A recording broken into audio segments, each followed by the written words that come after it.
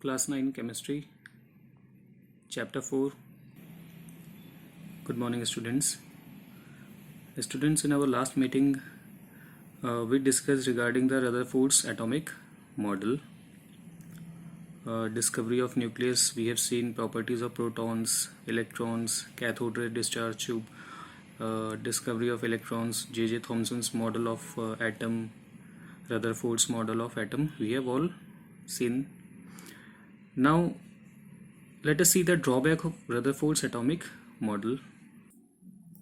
So students, we have seen that Rutherford compared his atomic model with that of our solar system, where Sun was acting as the nucleus and rest of the planets, they were acting as if they are the electrons.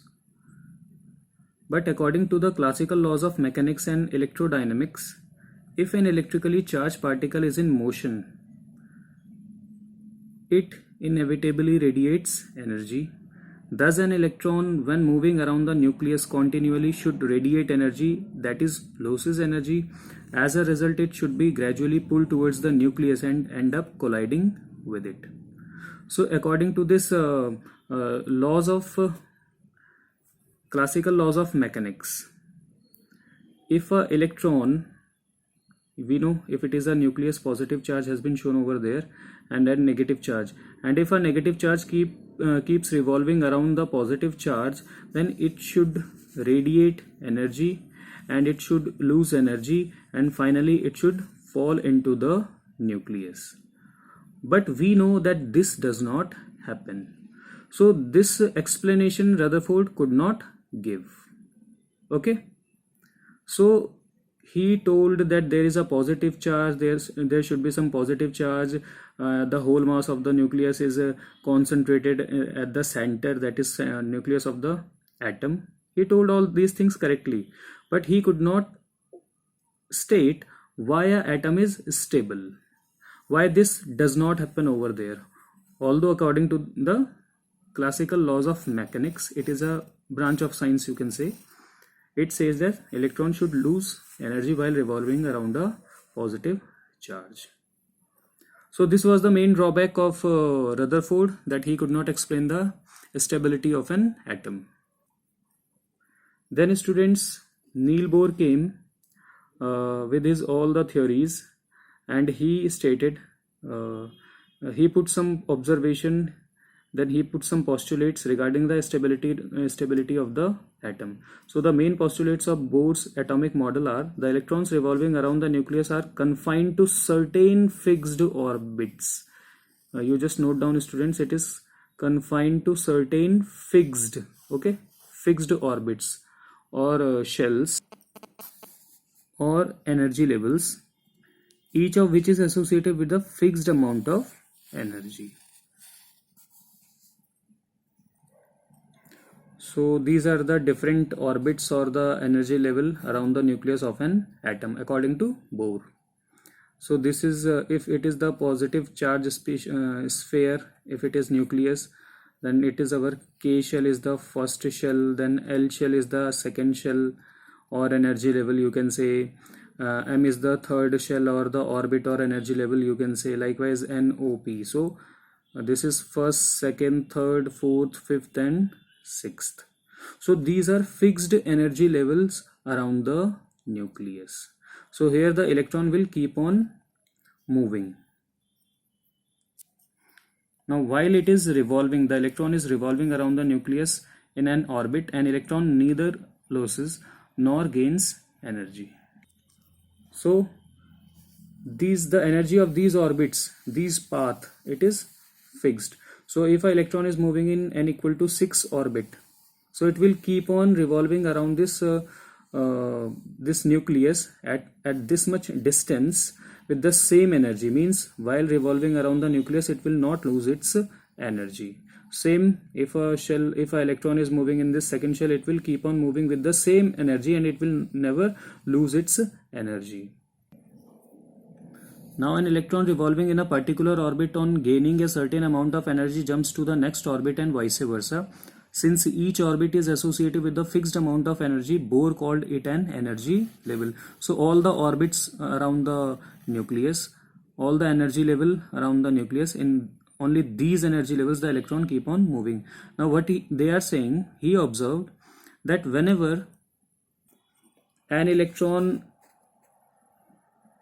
say for example, if the electron is present in this first shell, okay, this electron is present in this first shell.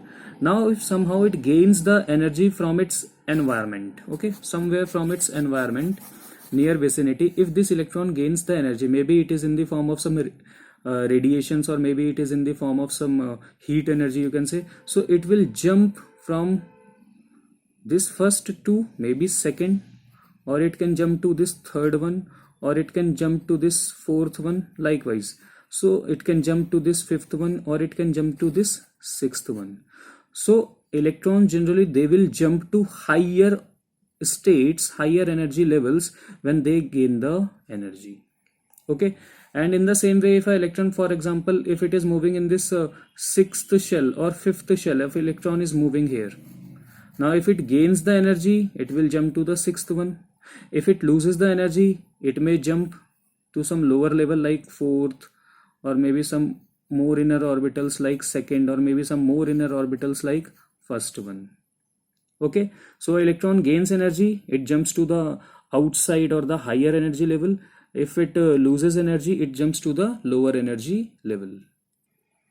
Then we have how to represent all these orbits. For convenience, these energy levels are labeled as K, L, M, N, or first, second, third, fourth, etc. The orbit closest to the nucleus is called the K shell. So this is the closest, means the first shell will be called the K shell, okay, K shell. It has the least amount of energy, and the electron present in it are called K electrons, and so on with the successive shells and their electrons. So this was all about the Bohr's atomic model. So Bohr could explain what Rutherford could not explain, okay, regarding the stability of the atom. So in this way, the electrons, they will not radiate, means they will not lose the energy, and they will not fall in the nucleus. Then students, the next topic is discovery of neutrons. So we have done discovery of electrons, we have seen discovery of positive charge or the protons. Now discovery of neutrons, and now you know that neutrons, they do not carry any charge, but they do carry mass. So let us see how the existence of neutrons was observed. By now we know that an atom contains electrons and protons, and that the atomic mass of an electron is negligible. Therefore, an atom of helium which contains 2 protons should have a mass, how much? Because 2 protons are there. In helium 2 electrons are also there, but we are not going to calculate the electronic mass, electrons mass, because it is very negligible in comparison to this protons mass. So mass is equal to 2 into 1, 2 protons, and 1 proton has a atomic mass unit of 1. So 2 into 1 equal to 2 AMU, atomic mass unit. But the atomic mass of a helium atom was found to be approximately 4 AMU. So by calculation, so far what we have seen, that electrons and protons are the species present in the in the atom, okay, and the mass of the atom, according to this calculation, it is coming out to be 2 AMU for helium, I'm saying. But when we weighed that helium atom, it was coming somewhere approximately to 4 AMU. So it means apart from electrons and protons, some other species must be present over there inside the atom. So in the nucleus of an atom, there must be another particle. This particle should not possess any electrical charge and must be equal in mass to the proton. Because we know for helium it was coming 4. So according to our calculation, it should be 2, but if it is coming 4, it means the neutron charge must be somewhere equal to proton's charge, that is 2 plus 2 equal to 4. And then in 1932, Chadwick discovered these particles by bombarding light nuclei like beryllium with alpha particles. Now you know what is the alpha particle, okay, that is helium nuclei.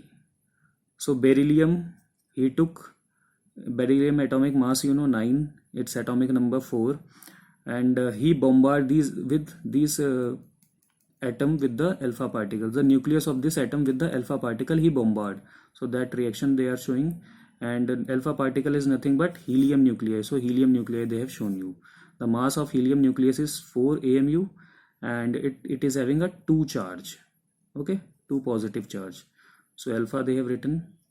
And what were the products? Carbon, atomic mass 12, atomic number 6, and one more species was coming out, that was with the mass number 1 and charge 0. You know how to represent the charges of electrons and protons over the symbol or downside of the symbol as a superscript or the subscript. So for neutron, 1 AMU is the charge, so 1 they have kept over here, and naught or n0 in the subscript means it is showing the charge, so that charge is 0 here. So these particles were found to be neutral, so named as neutrons. So how we know that neutron does not carry any charge? Because these particles was not found to be deflected by any magnetic or electric field, proving that it is electrically neutral, and its mass is equal to 1.676 into 10 raised to power minus 24 grams, and this whole unit was taken as one single AMU, atomic mass unit.